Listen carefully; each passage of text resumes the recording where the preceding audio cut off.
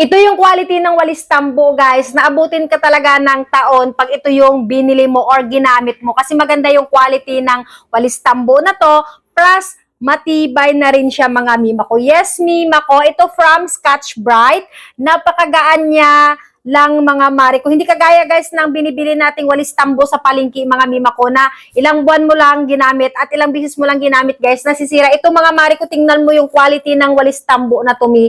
Napakaganda ng quality. Talagang puling-pulido yung pagkagawa nila, mga mare ko. From Scotch Brite to, mga mare ko, ha. Yung price nito, guys, nasa basket lang. Perfect to me na panggamit nyo. Hindi kaya kung naghahanap kayo talaga ng magandang quality walis tambo, ilaban ko to, guys. Kasi tingnan nyo, mga imo, oh.